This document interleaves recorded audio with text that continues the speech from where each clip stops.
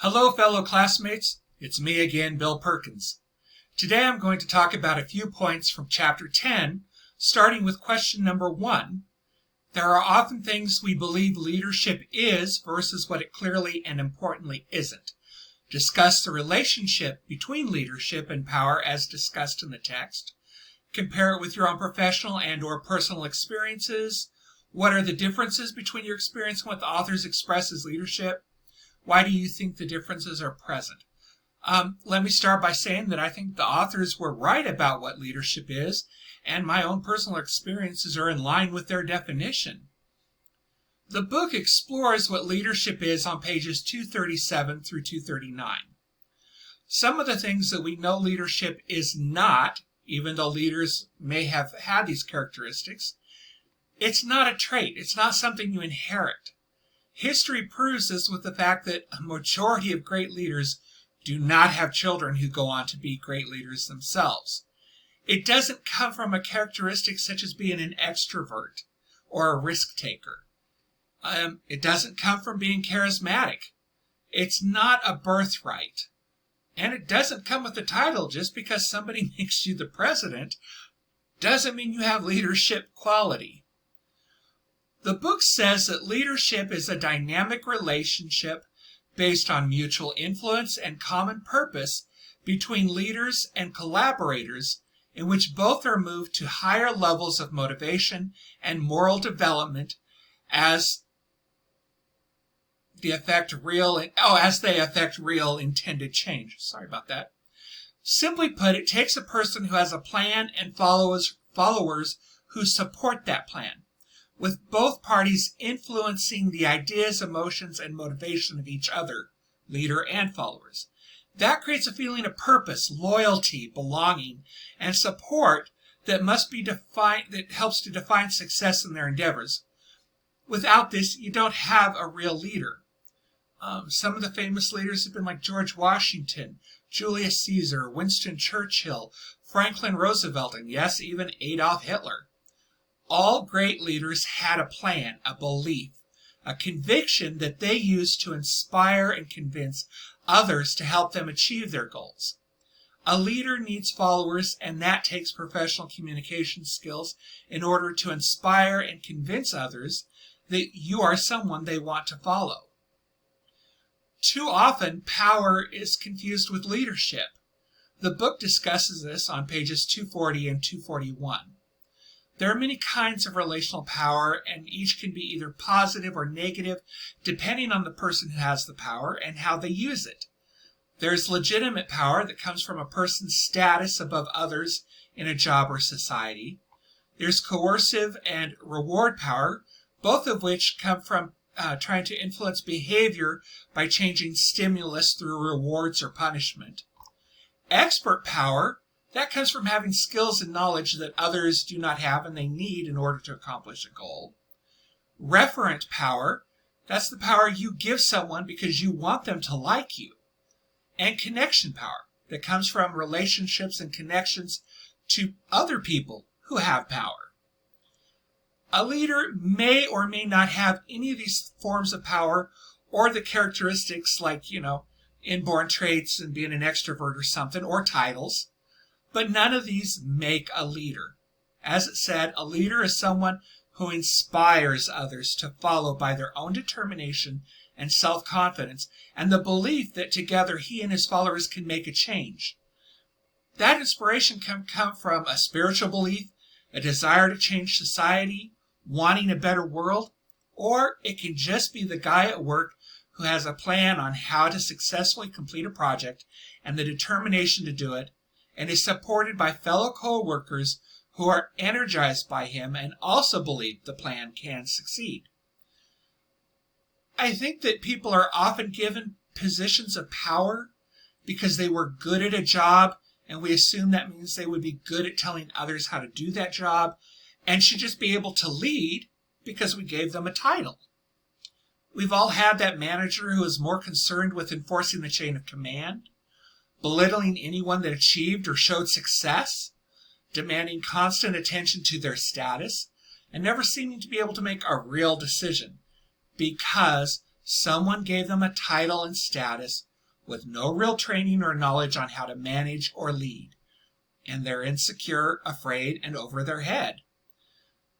I'm sure we've all had to deal with people exercising every one of the kinds of power explored in this chapter, whether negatively or positively. However, if you remember to practice professional communication and develop your own leadership skills, you can lessen the effects of negative power used against you, and you can either be the leader yourself or find a real leader to follow in your workplace.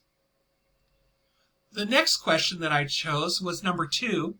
Using your text to support your response, explore how behavioral, situational, and transformational theories of leadership can help us understand conflict within our organization and ultimately help improve problematic situations. Use examples from personal or professional experience or pop culture to support your views. The book discusses this on pages 242 through 246. Behavioral theories of leadership say there are 2 types of managers. Theory X managers believe that, let me grab this here, the average employee dislikes work. Most employees must be controlled, directed, and threatened so they will perform their job duties, and that employees prefer to be told what to do and avoid responsibility, have little ambition, and value job security above all else. I think we've all had this type of manager. And like I said before, it comes from their own inadequacies. Theory Y says that there are managers that need and desire to work, that believe that the need and desire to work is as natural as the need and desire to play. Controlling, directing, or threatening are not the only means for getting employees to perform their job duties. The average employee is motivated by achieving goals. The average employee not only accepts responsibility, but many times seeks it. And that the average employee's full intellectual and creative potential is not utilized in most organizations. Theory Y managers usually engage in a 2-way communication, and they see themselves as a facilitator helping people succeed. They encourage employees to take a part in decision making.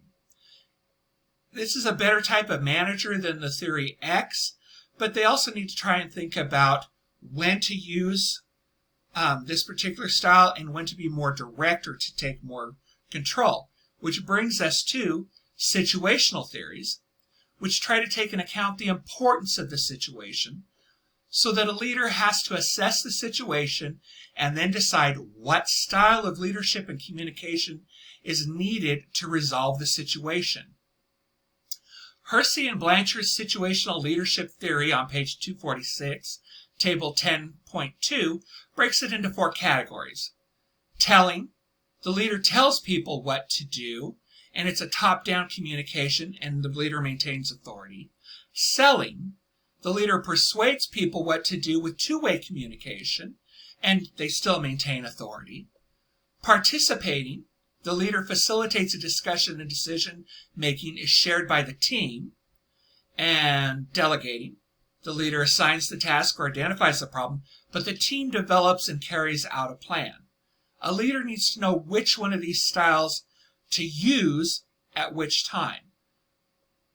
This is the style of leadership that I think most people should try to deliver on, being aware of the situation and what type of communication and level of authority is needed to help the team or the worker be successful. The last theory is transformational leadership. These are leaders who articulate a goal or vision to the organization and inspire everybody to make that vision reality, even if it requires people to put that vision before their own needs. They're often charismatic and empowering, which means that they convince their followers that the followers can do what the leader asks for, that they're more than they believe they are, and that they are the key to the success. This helps create innovative thinking and initiative. Now, it's not in the book, but transformational leaders also make huge changes to organizations. That's why they're transformational. Some famous transformational leaders have been like Reed Hastings, the CEO of Netflix. He changed how we rented movies using the mail and subscription service. He then transformed it again and turned Netflix into a streaming service, and then did it again by starting to produce original content. Another one is Jeff Bezos, the CEO of Amazon. He took an online discount book company and turned it into the largest online retailer in the world, and now a leader in data warehousing in the cloud. He started by creating subscriptions, reader reviews, discounts, highlighting what everybody was reading instead of the stars of the literary world. That created a whole new form of business. Then he created the first e-readers, known as the Kindles. And then he added more and different items to sell, and the rest is history. He just continued to transform what Amazon was. Hopefully we can all work to at least being situational type leaders who pay attention to what the situation is and respond appropriately, and view our team members as being capable and able to handle situations themselves. All right, that's my discussion for this particular Module 7, Chapter 10. I hope y'all have a great night. Thanks.